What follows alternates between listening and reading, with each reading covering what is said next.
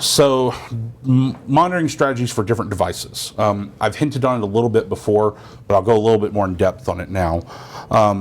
Take this probe device, for instance. The probe device is just the server that PRTG is installed on. So for this instance here, I would treat this as just a Windows application host. We've got a lot of things on here just for demonstration purposes, but a lot of these things are pretty common on what you would see on any other application host. Of course, you've got CPU, you've got disk, you've got your memory. Maybe you want to look at I/O. You've got your Ethernet down here as well. Windows Update Status. This is a really good one to have in an environment where you may or may not be using SUS, and you're just letting your servers go out every Tuesday and just fully patch up or anything like that. This is a way that you can watch those servers for whatever updates they have against them, and then get alerts if they're not pulling down critical updates or security updates or anything like that. In addition to that, a lot of what I talked about earlier regarding services and processes. Monitoring the services and processes that are important to this particular application here. So if I've got an application server that's doing, like a GIS server, I'd want to monitor the processes and services associated with that. Maybe monitor the data store location where it's storing all the data. If it's running a database that's, SQL or Postgres or MySQL, I can monitor those as well. When we get to things like Microsoft monitoring, like things like Active Directory, IIS, SharePoint, SQL, Exchange, we have sensors built into PRTG for those particular platforms. So we can use those sensors to monitor anything on-prem. In virtual hosting, VMware is its own operating system, so we can monitor it directly and pull it for resources. Hyper-V we look at as an application on top of Windows. So you would monitor that Windows host like any other application host, and then you would monitor Hyper-V with the sensors we have included for Hyper-V host monitoring as well as guest monitoring. And we can also utilize SCVMM as well if you're using that for virtual machine management. Storage arrays. Most of the storage arrays we have here are S&P compatible. Those are the ones that we find are easiest to work with. Some of your larger vendors tend to lock theirs down because they have some kind of proprietary solution for monitoring those. We try as much as we can to try and get into where we can monitor those, but they want you to buy their own product for monitoring it. Some of the more popular ones that we have, of course, are Synology, QNAP, and Buffalo. Those are the ones we have built-in sensors for. A lot of the other platforms out there have S&P compatibility, and we can work with those no problem. With networking, there's a lot of different ways to look at this here, but what I like to stick to the most is on your access layer switches, don't monitor the whole farm. Just monitor the things that are important on that. When you get up to distribution and core, that's when you can be a little bit more liberal with, sensor deployment, because those switchboards tend to be a lot more expensive in terms of what they're moving. When it comes to firewalls, a lot of it depends on what it's doing. A couple of years ago, a firewall was a firewall, but now firewalls are so much more. You got companies like Palo Alto that are turning firewalls into devices that can cut your hair and file your taxes. So depending on what that device is doing, depends on how you would monitor it. And a lot of times for that's where we rely on that vendor to bring in MIBs, and then we can monitor it appropriately once we get the S&P MIBs in there. Same thing goes with the Cisco for some of their devices. What I see the most common is like OSPF, BGP, EIGRP. When you're doing that kind of stuff, we can set up sensors to monitor those kinds of things like, state changes and peering changes and things of that nature. You have on your website that you can kind of figure out why an interface has an error or something. So if we're seeing a bunch of output discards, are you able to figure out what traffic is causing those discards, or? For that, I would rely on NetFlow or some kind of flow data, if it's NetFlow, SFlow, JFlow, or IPFix. I would jump on, I was getting a lot of discards on it, the first thing I would do is I'd check NetFlow to try and see if anything looks weird from there. The other thing I would do is I'd want to see the endpoint device. If it's a device that I'm monitoring, I'd want to see what's going on that. If it's a device that I'm not monitoring, that's where I have to jump on the device itself and start doing some diagnostics on there. Are you pulling NetFlow into PRTG? Yes, yeah, we can pull in all those different versions of NetFlow, whether it's 5 or 9. We can also pull in SFlow, JFlow, and IPFix. And I have.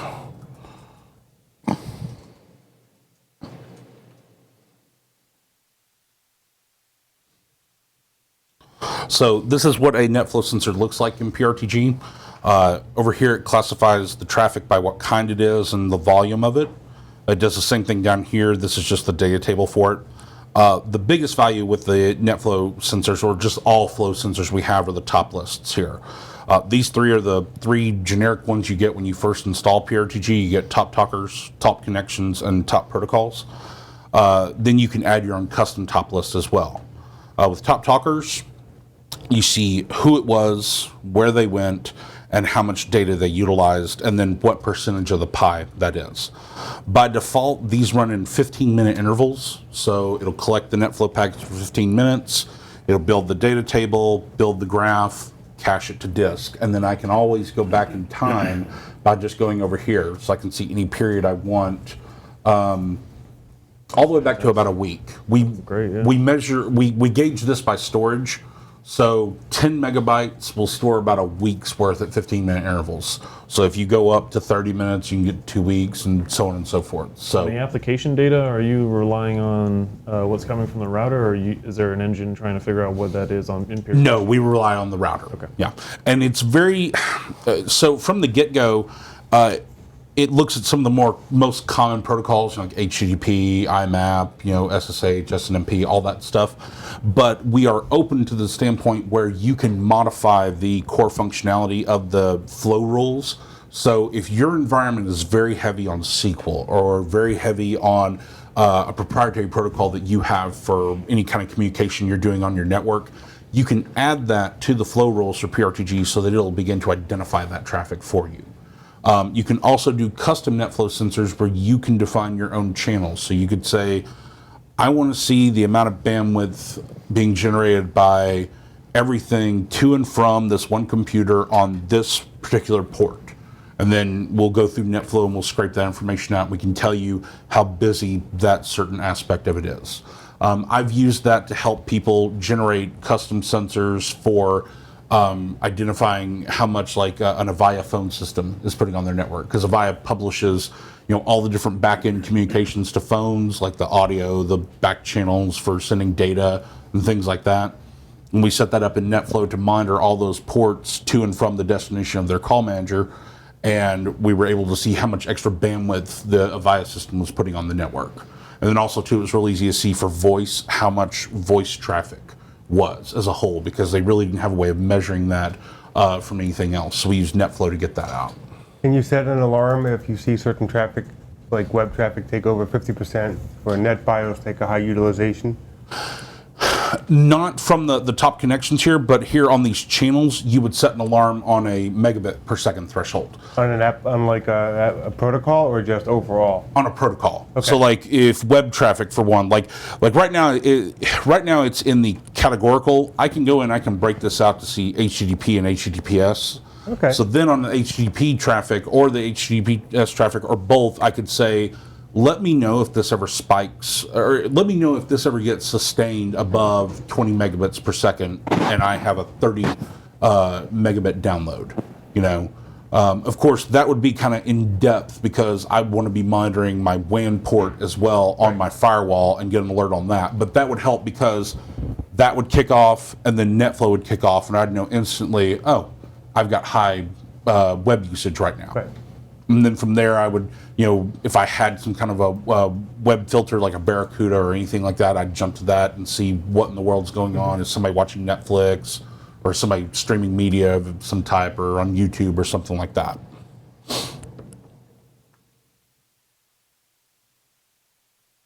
You wouldn't be able to do any actions off that, would you? So it exceeds that threshold, and then we go and apply a policy to a router or something, for example. No, you could if you could code it to do that. Yeah. So what you would do is that's a. Let me go back to where I was, and I can show you that. So with that, we have a trigger where we can do a volume or a speed trigger. So I could do a speed trigger, and I could say when the www traffic or channel is above 20 megabits per second for at least 60 seconds, perform this. I could tie that to a notification that is tied to a batch file that just executes logs onto a router and executes a script on the router or something like that. I gotta say the vocabulary used is a little confusing. Between notification and channel and sensor, it's all a little. It doesn't tell you like a sensor is really like an object, or a notification could be an action. Yes, no, I completely understand that, because when I first started working with it, you use the term notification, and that's so kind of drilled into you in terms of, oh, that's an email or that's an SMS or something like that. And with PRTG, notifications can be so much more. So yeah, it's a little bit different, a little bit of a different way of thinking.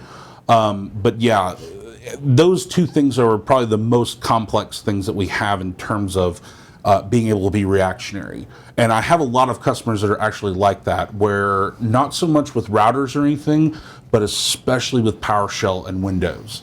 They're really, really heavy on monitoring their Windows boxes. They have a ton of PowerShell scripts, and they have a notification for each one of these PowerShell scripts. Like they've written a PowerShell script that'll do this one thing, and it's on a notification. So now it's globally available that they can go grab all their Windows servers and say, if this one condition happens, disk space gets really low, they can kick off a PowerShell that runs a myriad of different disk tools they may have installed. Everything from disk cleaner to maybe they have some enterprise-wide disk cleaning solution. And they can invoke that and they can make that happen. And with the HTTP one, the most common thing I see with that is handing off to ticketing systems. They probably are out there. I just don't get a chance to talk to them very often, of customers that have complex, HTTP REST API systems where they can invoke change. But those are usually the customers I don't have to talk to, because they're already way smarter than I am. So do you have the ability to export this to like Splunk? Yeah, so all the data in PRTG can be dumped out in XML or CSV format. Okay. And it can be done through our APIs. So we don't have to dump it out. I mean, we can, but you can also use an API to request it and have it be dumped out. So, yeah, we actually use Splunk in our home office for some of the analytics we collect on different things. Yeah.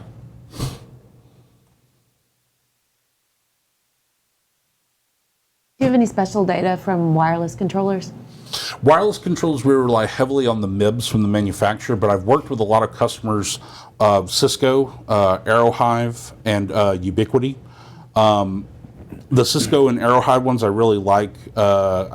Ubiquiti I haven't had a chance to follow up with that customer after they got the MIBs. I just kind of pointed them to the MIBs. We saw some of the things, and then I had to jump to another call, and I haven't heard from him since. So I'm pretty sure he got everything he wanted.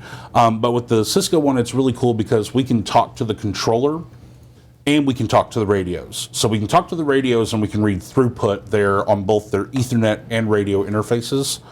And then on the controller, we can pull it for saturation. How many clients are connected to this radio versus this radio? And I can watch that fluctuate throughout the day, and then I can run reports on that for a week or a month, and I can see what's my busiest hotspot and what's my not so busiest hotspot. For smaller companies that don't have the money to have a company come out and do a full site survey for wireless, that can be the difference between knowing, okay, this thing barely gets any activity, let's move it to somewhere else where we're getting slammed with activity. That way we can add some load, balancing.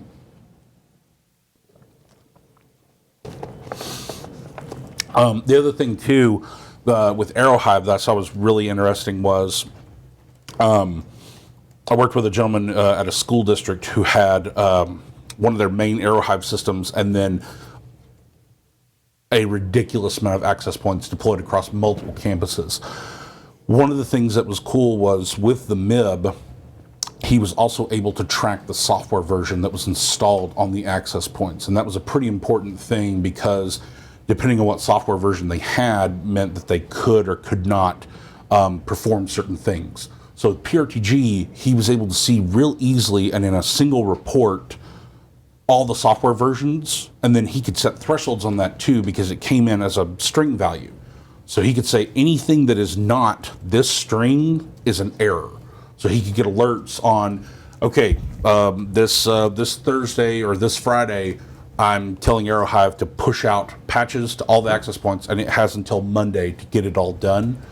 And he can watch as it's happening, and then Sunday he can check and see, and if he's got some problem ones that haven't, that's the one he knows he needs to go put a hand on or get in and jostle it, or it requires a touch of some kind rather than having to just aimlessly start checking all of them in the interface and things like that.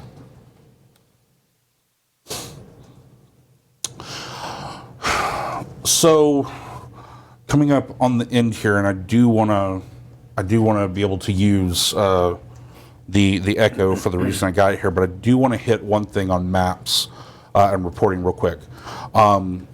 Reporting, like I mentioned a second ago, we can export everything as CSV or XML, but we also have our own reporting engine that can do things in PDF, and it can send robust reports out. We can cover any time period, and we can cover any sensor or groups of sensors that are in PRTG, so we're not just limited to one device at a time or anything like that. We can group multiple devices together, and we can have that as a report that goes out. We can schedule reports. So if you want to have the same report go out on a weekly or monthly basis, we can automate that, so you don't have to have a third-party tool to do that. And we can also do reporting on a tag basis. So everything with PRTG, you can tag it with different things. So in the case of, say you've got a certain business process and you want to run a report on that, rather than having to add all those manually, you can tag all of those devices with the same tag, and then in one motion grab all of them with go into a report, say I want to run a report on everything with this tag, and it'll automatically grab all those devices and sensors. With maps, I want to show off some of the maps that we've done here. First, I'll hit this map customization one. This is just an example of the things that we can accomplish with the mapping in PRTG. So when we talk about mapping in PRTG, we're not just talking about I can only use the elements that are in PRTG. You're not contained to that. You can bring in external elements. If you know the basic HTML stuff, and I mean like basic, we're talking like iframe, image source, font, hyperlinks. If you want to get into CSS and all that stuff, by all means go ahead. But you don't have to be like a web guru or anything to figure this stuff out. You can pull in your own images. You're not limited to just the stuff that PRTG has in it. So one of the more popular things on this, if you get into Visio and you draw a really nice Visio diagram of something, or you do a Visio stencil of your hardware rack or anything like that, you can export that out as a PNG or a JPEG and bring that into PRTG. And now you can start layering dynamic indicators on top of that image. So it's not just this stale image that gives you all this information. Now it gives you all that information, and you have dynamic indicators next to it that are giving you real-time information about it. Right here, this is a webcam feed. There's a lot of webcams out there that one of their basic functionalities is being able to call to them and just pull their video feed. I don't have to log into their website or anything like that. It's an API call to it where I just get the video feed coming from it. Weather, one that a lot of IT guys don't think about, especially if they're in a multi-tenancy environment or if they're covering a large geographic area. Weather underground, there's a lot of places that have very simple calls to get weather in particular regions. If you're monitoring a region that is prone to getting real bad, snowstorms or real bad, weather, like a, middle part of the country during this time of year, a lot of thunderstorms roll through. A lot of systems are dependent on, power and things like that. It's good to be able to know what's going on in those areas before you start jumping to conclusions on things. And these are simple things you can just have on a map that are just giving you that extra piece of information. Some of the maps I made to kind of highlight what you can do. So the system status one here. This is just a map that's showing all kinds of different systems that we have in our demo environment here.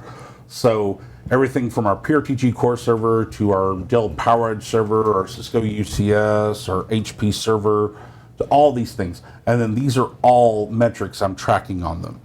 This looks beautiful on a 1080p display at full screen.